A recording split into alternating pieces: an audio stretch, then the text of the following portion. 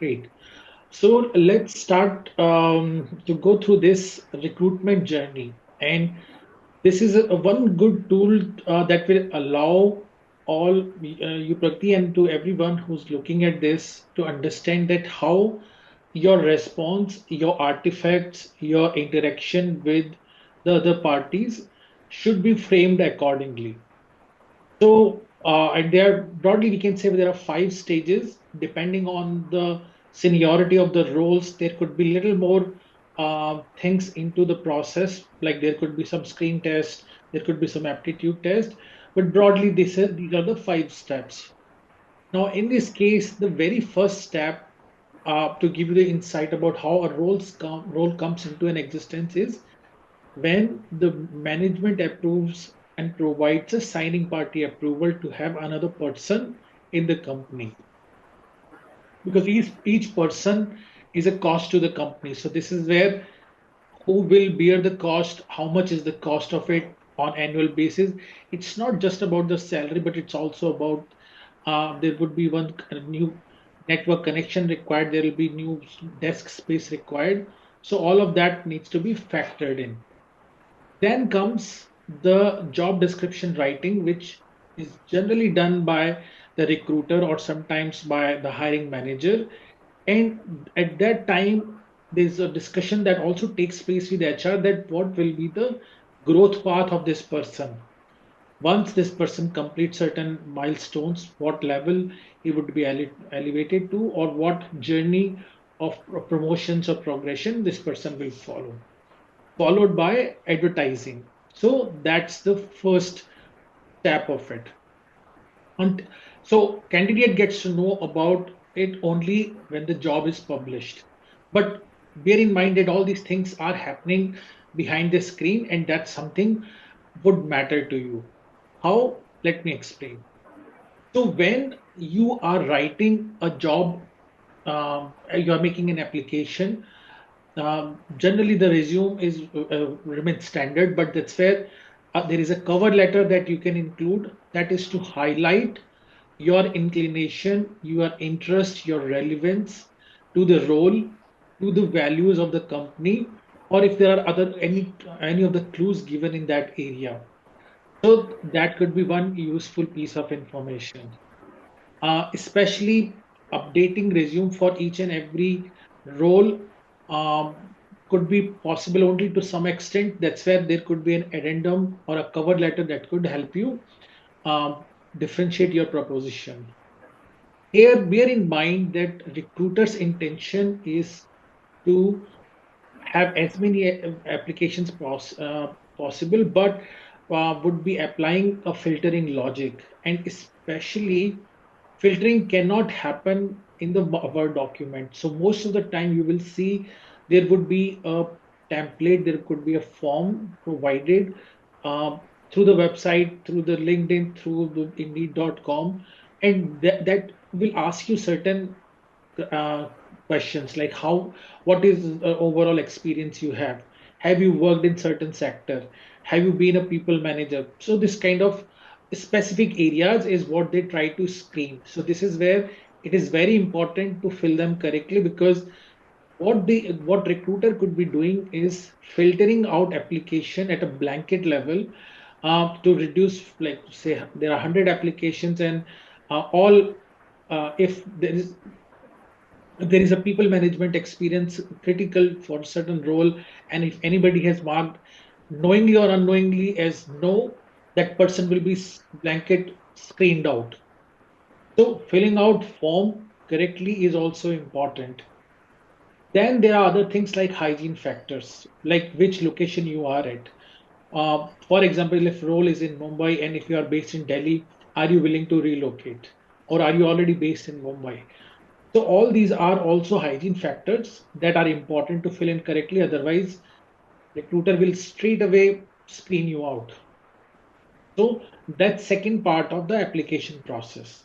Here, what is within your control is giving very, I mean, highly updated resume, which covers all the aspect that recruiter is looking for, and an addendum through the cover letter which highlights your applicability to the role, alignment with the values. So that becomes your second step. So far, so good, Prati. Any queries?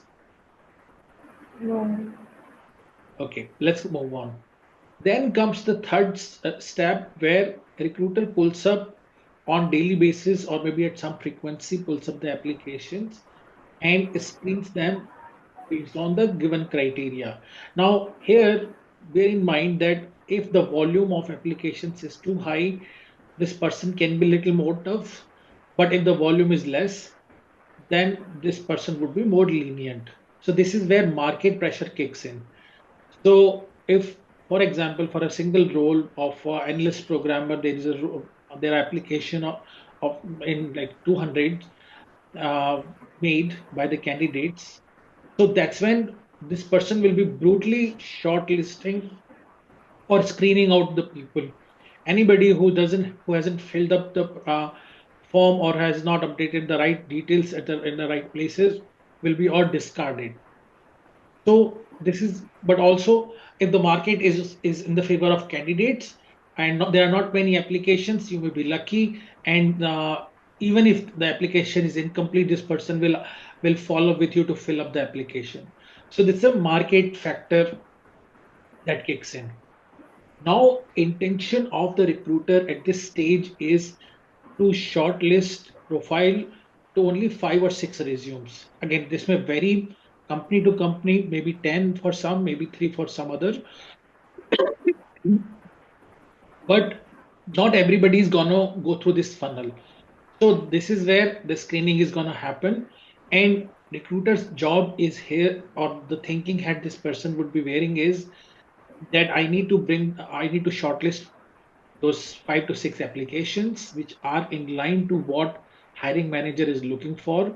And here everything which is written word by word in the job spec and a lot of things which are not written would also factor in.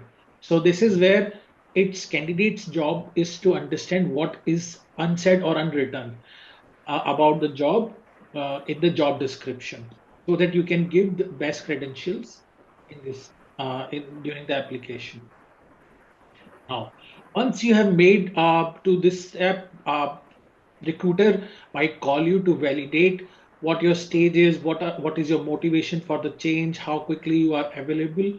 So all those things. So this is where these are going to be standard questions, but more importantly, the thinking head candidate should bear is that this person is looking for a person who could be a good fit to the team.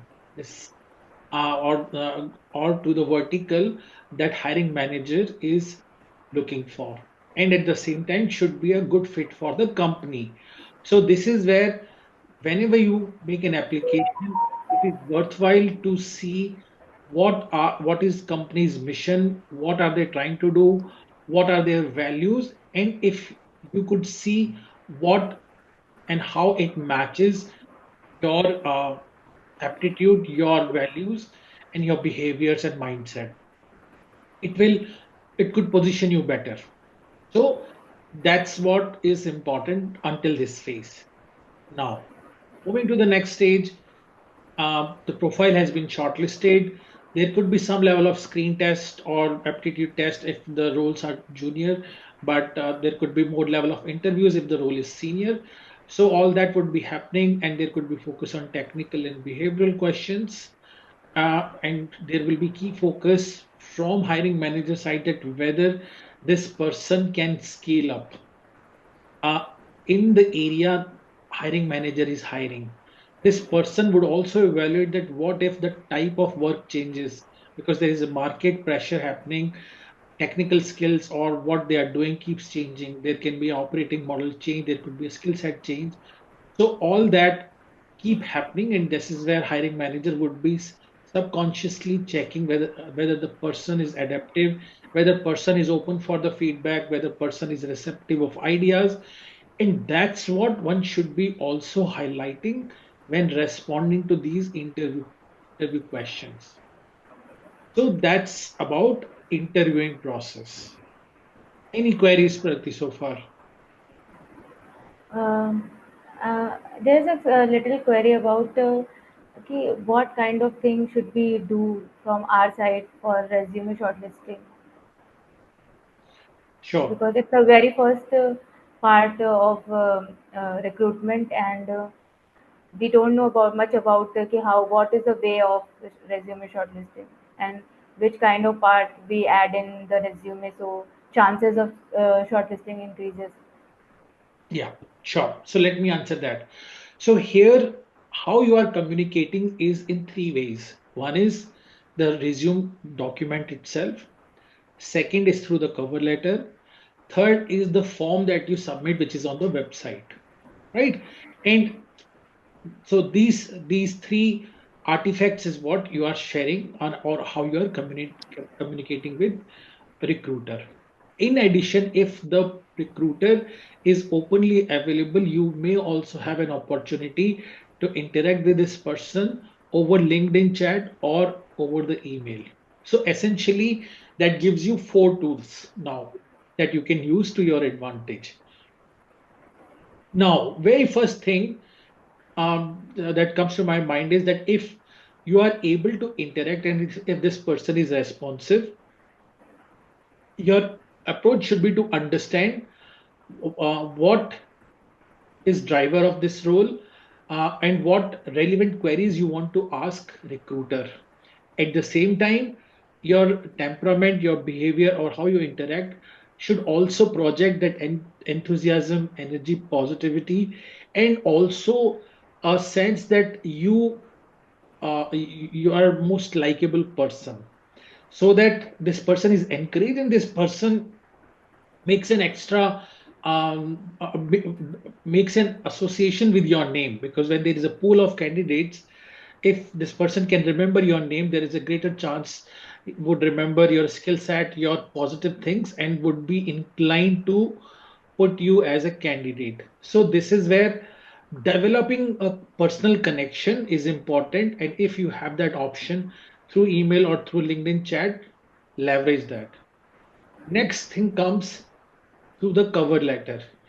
This is where, by researching what are the unique things highlighted, especially what standouts through the job description or through company mission, or if you saw any other media development that could allow you to project yourself as more aware of what this company is doing or what strategies this company is taking, which direction it's heading, or which project it might be recruiting for. If you are able to make a judgment call there and bring some text there to show your familiarity and inclination. That could be another insight you can add.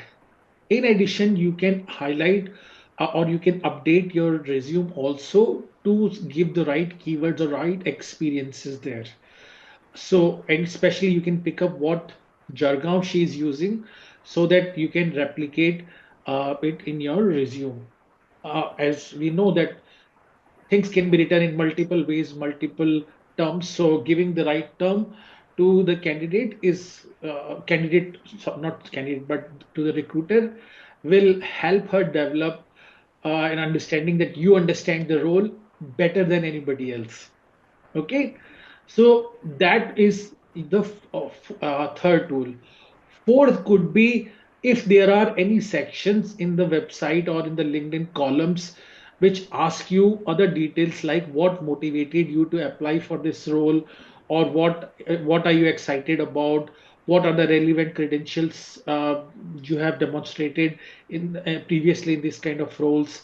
So if there are any other text fields which are there in the form, that could be your way to influence them that I'm the most knowledgeable person, maybe I'm most likable person, most eligible, and I am differentiated from all others, right? So these are four things you can do when you are writing the application. Okay. Yeah. Okay. Any other query, Prakti? No. Okay. So let's move to uh, okay, we talked about interview, and so this is where all the assessments for technical behavioral questions, fitment to the vertical, fitment to organization, all that assessment is happening. And then comes final round, which is HR interview, where salary negotiation, benefit offering, reference check, and other discussions happen. So this is how the five-step process work. And now, based on what I described, you can imagine what is the emotional or cycle that recruiter is going through. This person starts from uncertainty when this person is trying to gather details from the hiring manager. That becomes the important thing of success criteria for this recruiter. So for you, it is important that you understand that what what are the keywords recruiter is using during the chat or telephonic conversation, taking notes, taking down everything, and preparing your interview page or conversations around that could be useful thing.